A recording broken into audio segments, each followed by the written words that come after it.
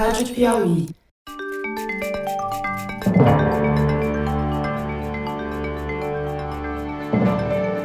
Opa! Eu sou José Roberto de Toledo e este é o Luz no Fim da Quarentena, uma coprodução da revista Piauí com a Rádio Novelo.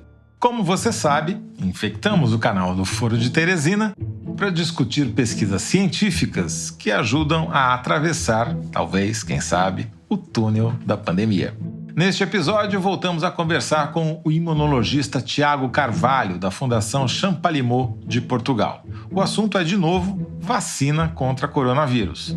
Mais especificamente, sobre a vacina da Moderna, empresa que ganhou manchetes internacionais na semana passada. Infelizmente, mais no noticiário financeiro do que nas publicações científicas. Por enquanto, a vacina da Moderna só imunizou executivos da empresa. Não contra o vírus, mas contra a pobreza. Tiago Carvalho, muito obrigado novamente por voltar aqui ao Luz no Fim da Quarentena. E hoje a gente vai falar sobre uma nova vacina, uma vacina que apareceu depois da nossa última conversa, da empresa Moderna, uma empresa de professores de Harvard nos Estados Unidos, que oriçou o mercado financeiro aí, deixou todo mundo em polvorosa, mas de concreto mesmo tem muito pouco. Eu queria que você contasse pra gente o que a gente sabe, ou melhor, o que vocês, cientistas, sabem sobre essa vacina da Moderna que deixou muita gente milionária na semana passada. Então, o que aconteceu? Aconteceu mais uma versão do que nós temos visto muito durante esta crise, que é a ciência por press release. Não? Nós não temos aqui nenhum dado, efetivamente, deste ensaio clínico. Nós só sabemos que ele existiu e que a empresa emitiu não dados, mas prosa. Então, tem exatamente 9 parágrafos. Eu estava aqui contando antes do nosso papo o tamanho do press release. Não tem figuras, não tem dados, não tem nada. Isto é uma daquelas vacinas que acho que a gente tinha falado, que é baseado nos ácidos nucleicos do vírus, portanto, nas instruções de como é que se fazem determinados componentes do vírus, neste caso, a famosa proteína Spike. E, basicamente, a tecnologia desta empresa Moderna é uma empresa que já existe há uns 10 anos, que nunca conseguiu desenvolver nenhum produto que, de fato, chegasse a um paciente. Segundo consta, pelo menos na literatura, nunca sequer ter um ensaio de fase 3, mas como os problemas que eles tinham antes eram problemas de segurança ligados à imunogenicidade, ou seja, gerava respostas indesejadas, mais ou menos em 2015, 2016, a empresa resolveu que então ia fazer vacina, já que estava induzindo a resposta que não queria. Basicamente iam mudar de área para uma área onde o que quer é induzir uma resposta imunológica. Quer dizer, em vez de fazer remédio, eles resolveram passar a fazer vacina, é isso? Passaram de tratamento para vacina. E o que eles começaram a fazer? Eles tentaram fazer algumas de Zika, nós não sabemos o que aconteceu, não há resultados publicados. E depois há um portfólio aqui misterioso de doenças infecciosas que parecem incluir citomegalovírus, mas não se sabe muita coisa. Portanto, é uma empresa que tem uma reputação de nunca publicar mesmo os seus resultados. E neste press release o que eles têm é uma formulação que é um RNA baseado no RNA viral que codifica a tal proteína Spike, dentro basicamente de uma bolinha de gordura que injetaram por via intramuscular em 45 pessoas. Nós sabemos qual é a dose que eles usaram, ou as 3 doses que usaram, a idade das pessoas, de 18 a 55 anos. Sabemos que ninguém teve uma reação muito grave e mediram anticorpos no soro destas pessoas. E aí começam os problemas, porque o que o press release diz é que eles veem um aumento nos níveis de anticorpos que é compatível ou que excede com o que se vê no soro convalescente das pessoas que se recuperaram. Traduz isso pra gente, por favor. Eles dizem que quando dosam a quantidade de anticorpo contra essa proteína do vírus que está na sua vacina, eles encontram uma quantidade de anticorpo no soro que é mais ou menos da mesma ordem das pessoas que foram infectadas com SARS-CoV-2 e não morreram. Aqui há um problema enorme, porque esse número não existe. Primeiro, eles não dizem quanto obtiveram, e se vocês olharem a literatura nesta doença, vão ver que as pessoas que sobrevivem têm um enorme leque de diferentes níveis de anticorpos, de diferentes tipos de anticorpos que produzem. Portanto, essa é uma declaração vazia de conteúdo. Quer dizer, pode significar tanto que tem 10 quanto que tem 1000. Pois, a gente não sabe, porque se você for olhar nos estudos, vai encontrar em pessoas que sobreviveram e fizeram muito anticorpo, e vão encontrar pessoas que sobreviveram e não fizeram quase anticorpo nenhum, no limite de detecção de alguns ensaios. A mesma coisa com que eles não mostram o tal anticorpo neutralizante, que é aquele que nós conversamos, acho, da última vez, que é o anticorpo que, de fato, pode travar a entrada do vírus na célula do hospedeiro. Portanto, são ensaios que não é para detectar o anticorpo em si, mas usa-se o soro dos pacientes para ver se bloqueia a capacidade do vírus de infectar células em culturas ou de um pseudovírus, portanto, um vírus de laboratório inócuo. E, mais uma vez, esses níveis variam num leque imenso. Portanto, nós não temos ideia, na verdade, do que é o significado biológico disto, exceto que, de fato, parece que a formulação é razoavelmente segura e que induz algum nível de anticorpo. É importante lembrar que, como não existe nenhuma vacina baseada nesta tecnologia em uso em humanos, já é um avanço importante, mas entre muito anticorpo, pouco anticorpo ou uma variação enorme entre estas pessoas, nós não temos a mais remota ideia. Vamos só recapitular o que aconteceu na segunda-feira. Na segunda-feira, essa empresa Moderna primeiro lançou um press release dizendo que ela ia fazer uma oferta pública de ações. Logo em seguida, saiu com essa notícia bombástica. Por conta disso, 2 altos executivos da empresa, o diretor financeiro e o diretor médico, tiveram lucros. Um teve um lucro de quase 17 milhões de dólares e o outro teve um lucro de quase 10 milhões de dólares por conta da compra barata e venda na alta das ações da empresa. Logo depois que saiu a notícia, as ações dispararam, de 65 para 85 dólares. Em seguida veio a polêmica, elas despencaram de novo para 65 dólares. Mas aí veio uma declaração do Anthony Fauci, que é o imunologista-mor do governo americano, dizendo que estava cautelosamente otimista com as notícias sobre essa vacina especificamente. E aí? O que significa isso? Vamos aqui, então, puxar um outro fio dessa história, que é esse ensaio tem como copatrocinador o NIH, os Institutos de Saúde dos Estados Unidos, e especificamente o NIAID, o Instituto Nacional de Alergias e Doenças Infecciosas, do qual é diretor o Tony Fauci.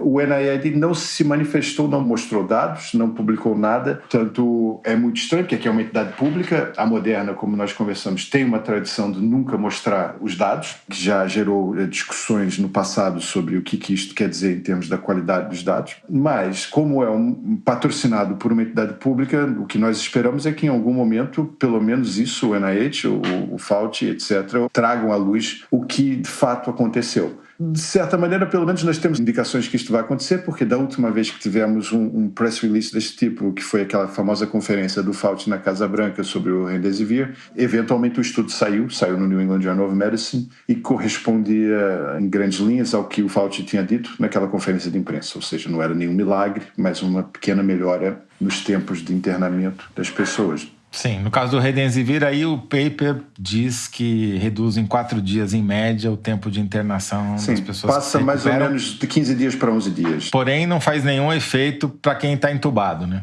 Não há nenhum efeito sobre a mortalidade. E aqui foi uma das grandes discussões sobre este estudo, que muita gente reclamou que foi encerrado antes de chegar a uma conclusão natural, que seria ter mais dados sobre sobrevivência, que é o que de fato nós queremos saber, mas pronto, é o que há. A única, vamos dizer, coisa boa é esta redução no tempo de internamento, que não é pouca coisa se for robusto, mas realmente os aspectos negativos também estão no estudo publicado. E depois da matéria do frenesi financeiro de segunda-feira, depois da entrevista do Tony Fauci, ainda saiu um artigo no site da revista americana New Yorker, dizendo que já poderia ter, eventualmente, a vacina em janeiro de 2021, sem apresentar nenhum dado, afora uma entrevista. Esse artigo é uma obra de arte, do meu ponto de vista, de manipulação mesmo, porque o que diz aqui é basicamente que teria numa brochura da empresa, né? Que a grande vantagem disto é que, como a tecnologia é agnóstica, vamos dizer, em relação à doença infecciosa, você põe lá o RNA do vírus que for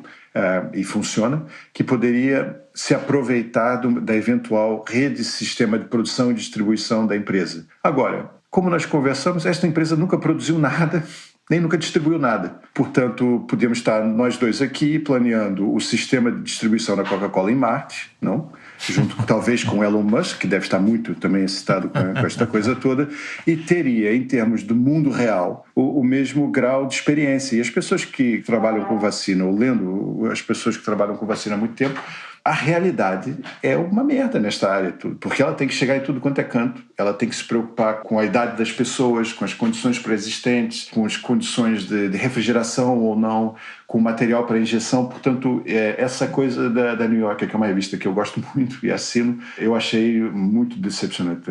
É mesmo como se fosse um press release da empresa. Especialmente isto de comentar vantagens hipotéticas de uma coisa que nunca foi feita. E prazos absolutamente exíguos e contra a corrente de tudo que se tem dito sobre quanto tempo demoraria para fazer uma vacina.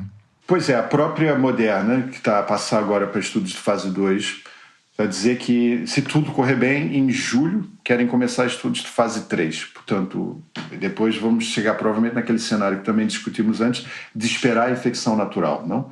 Portanto, nós estaríamos, se tudo correr muito bem, teríamos resultados interpretáveis, vamos dizer, no outono. Me chamou a atenção também que o grupo de estudo da Moderna, o paciente mais velho tinha 55 anos. E a gente sabe que a população mais vulnerável, que talvez devesse ser vacinada antes, é a população de mais de 60. Me corrija se eu estiver errado, mas as pessoas de idade não têm maior predisposição a ter uma reação negativa à vacina do que os jovens? É preciso começar com um grupo que tenha o mais baixo risco possível de ter uma reação adversa séria. Pela mesma razão, nós em geral não vemos crianças em estudos de fase 1 de uma droga completamente nova também. O principal objetivo de um ensaio de fase 1 é medir a dosagem, etc., e saber se a droga em si vai ou não matar pessoas. Nós não queremos, mesmo que não funcione, nós queremos que não funcione sem matar as pessoas do ensaio. Mas, certamente, não teria sido responsável começar com um grupo de pessoas com a saúde muito frágil, não? Num estudo de fase 1. Isso, aí acho que ninguém pode criticar esta abordagem da empresa. Tá certo. E desde que a gente conversou, Thiago, alguma daquelas outras 3 vacinas, aqueles 3 grupos de pesquisa, o chinês, a Pfizer, a alemã, a americana e a de Oxford, inglesa, tiveram alguma novidade, algum desenvolvimento, ou continuamos naquela expectativa de 1 ano e meio até ter algum resultado com sorte? Bom, nós tivemos algumas coisas em modelos animais da vacina do tipo da de Oxford. Os chineses não disseram grande coisa nesse meio tempo, mas não tivemos grandes notícias que eu tenha visto, pelo menos. Nós tivemos mais um grupo chinês a publicar resultados também de fase inicial de segurança com uma vacina de outro tipo ainda, que é baseada em adenovírus, portanto, de ter o esqueleto, vamos dizer, de outro vírus e colocar lá dentro proteínas do SARS-CoV-2, que são resultados muito preliminares, basicamente de segurança, e parecem, vamos dizer, um ponto de partida bom. Acho que é boa notícia, temos várias coisas que têm um perfil de segurança que permitem estudos mais avançados, porque as vacinas têm uma taxa de insucesso muito grande quando chegam aos ensaios de fato de proteção em população. Então, quanto mais pontos de partida tivermos que sejam seguros e que permitam depois testar em escala maior, melhor. Não colocar todas as apostas num número muito pequeno de estratégias que, mais uma vez, quase nenhuma corresponde a algo que esteja de fato de uso na clínica. Então, se eu entendi bem, na parte de vacinas, a gente teve pequenos avanços com relação à segurança, boas notícias, mas nada que mudasse aquele cronograma de 1 ano e meio até, com sorte, chegarmos a uma vacina que possa ser distribuída por aí. Eu acho que continuamos, nesse momento, na esperança de estarmos errados. Na grande esperança, todos os dias, de ver um grande salto. E sempre lembrando também que já 1 ano e meio já é um grande salto em relação ao tempo de desenvolvimento normal de uma vacina. Acho que o recorde anterior é 4 anos, é isso? Estou enganado, se não me engano? É entre 4 e 5 anos para o ébola, e que já foi um salto, cortou aí uns 10 anos do que nós esperaríamos do tempo de desenvolvimento normal de uma vacina. Muito bom. Thiago Carvalho, muito obrigado novamente. E quem sabe daqui a 2 semanas a gente volta com melhores notícias. Sempre à espera de melhores notícias. Muito obrigado. Obrigado. Sempre um prazer. Um abraço. Tchau, tchau. Este foi Thiago Carvalho, imunologista da Fundação Champalimaud, um dos mais importantes centros de ciências biomédicas em Portugal. No próximo episódio, nosso cientista residente, Fernando Reinach, estará de volta. O Luz no Fim da Quarentena é uma coprodução da revista Piauí com a Rádio Novelo. A coordenação e edição são da Paula Scarpim, da Evelyn Argenta e do Vitor Hugo Brandalize. Este episódio teve o apoio de produção de Clara Rellstab. A identidade sonora é da Mari Romano. Quem finaliza o programa é o João Jabassi.